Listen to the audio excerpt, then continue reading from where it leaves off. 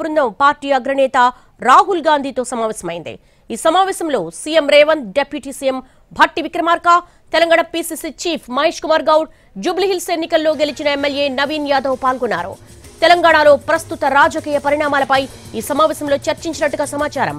అలాగే జూబ్లీహిల్స్ ఎన్నికలో విజయం, రానున్న స్థానిక సంస్థల ఎన్నికలపై రాహుల్ గాంధీతో చర్చిస్తున్నట్టుగా తెలుస్తోంది.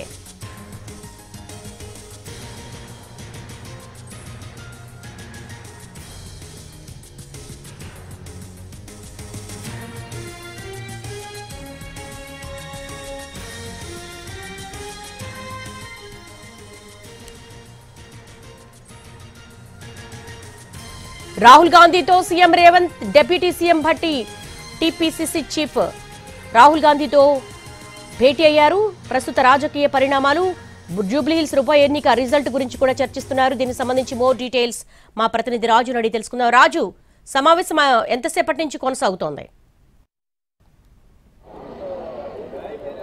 కొద్దిసేపటి క్రితమే సమావేశం ప్రారంభమైంది దేవి. ప్రస్తుతం సోనియా గాంధీ నివాసంలో కీలక సమావేశం కొనసాగుతుంది. తెలంగాణ ముఖ్యమంత్రి రేవంత్ రెడ్డి, ఉప ముఖ్యమంత్రి భట్టి విక్రమార్క, పీసీసీ చీఫ్ మహేష్ కుమార్ గౌడ్, జూబ్లీహిల్స్ ఉప ఎన్నికల్లో గెలిచినటువంటి నవీన్ యాదవ్, ఈ నలుగురు కూడా రాహుల్ గాంధీతో సమావేశమయ్యారు.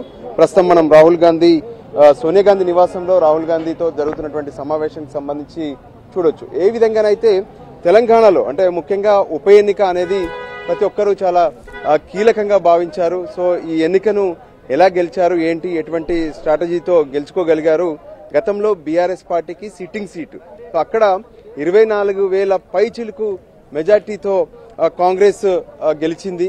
సో దీనికి సంబంధించి పూర్తిగా కూడా చర్చిస్తున్నట్టుగా తెలుస్తుంది. గెలిచినటువంటి అభ్యర్థిని కూడా అంటే నిన్న ఏ విధంగానైతే ఫలితాలు రావడం, ఆ మర్నాడే ఏఐసీసీ అగ్రనేతలతో కలవడం అభ్యర్థి అంటే నిజంగా ఇది చాలా కీలక సమావేశం అని చెప్పుకోవచ్చు. అంటే రాష్ట్రంలో కాంగ్రెస్ కు అనుకూలమైనటువంటి పరిస్థితి ఉందనే విషయాన్ని ఈ ఎన్నికల ద్వారా అటు ఏఐసీసీ అగ్రనేతలకు స్పష్టం చేయబోతున్నారు తెలంగాణ ముఖ్య నేతలు.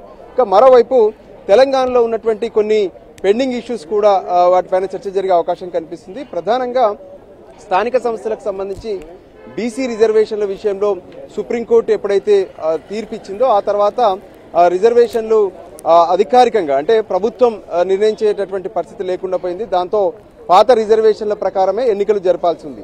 సో ఈ సమయంలో ఎటువంటి నిర్ణయం తీసుకోవాలనే దాని మీద కూడా కొంత కీలకమైనటువంటి చర్చ జరుగుతున్నట్టుగా తెలుస్తుంది. ఎల్లుండి ఏ విధంగానైతే రాష్ట్ర కేబినెట్ సమావేశం కూడా ఉంది. సో ఆ కేబినెట్ సమావేశంలో స్థానిక సంస్థలకు సంబంధించినటువంటి నిర్ణయం కూడా తీసుకునే అవకాశం కనిపిస్తుంది. ఇక మరోవైపు జిల్లా కాంగ్రెస్ అధ్యక్షులకు సంబంధించినటువంటి ప్రక్రియ కూడా కొనసాగుతుంది. గతంలోనే దీనికి సంబంధించి ఢిల్లీలో కీలక సమావేశం జరిగింది. అయితే ఇప్పటి వరకు జిల్లా అధ్యక్షుల ప్రకటన చేయలేదు. సో జిల్లా అధ్యక్షుల ప్రకటన చేసిన తర్వాత ఎన్నికలకు వెళ్లాలా, లేదంటే ఈ స్థానిక సంస్థల ఎన్నికలు ముగిసాకే జిల్లా అధ్యక్షుల ప్రకటన చేయాలనే దాని మీద కూడా కొంత కీలక చర్చ జరుగుతున్నట్టుగా తెలుస్తుంది. మరోవైపు తెలంగాణలో ఉన్నటువంటి ప్రస్తుత రాజకీయ పరిణామాలు అంటే ఏ విధంగానైతే అక్కడ ప్రతిపక్ష పార్టీగా ఉన్నటువంటి బీఆర్ఎస్ కి సంబంధించి కావచ్చు, దాంతోపాటు బీజేపీ ఒకవైపు ఉప ఎన్నికల్లో డిపాజిట్ కూడా కోల్పోయింది. సో ఈ పరిస్థితుల్లో అక్కడ ఉన్నటువంటి ఇతర పార్టీల పరిస్థితులు, రానున్న కాలంలో పార్టీ బలోపేతం కోసం తీసుకోవాల్సినటువంటి కొన్ని నిర్ణయాలపైన కీలకంగా చర్చ జరుగుతుంది. మొత్తానికి తెలంగాణలో కాంగ్రెస్ పార్టీ అనేది బలంగా ఉంది. మరింత బలోపేతం చేయడానికి ఎటువంటి కార్యాచరణ తీసుకోవాలనే దాని మీద కూడా ఈ సమావేశంలో చర్చ జరుగుతున్నట్టుగా తెలుస్తుంది. Devi. All right Raju, thanks for the updates.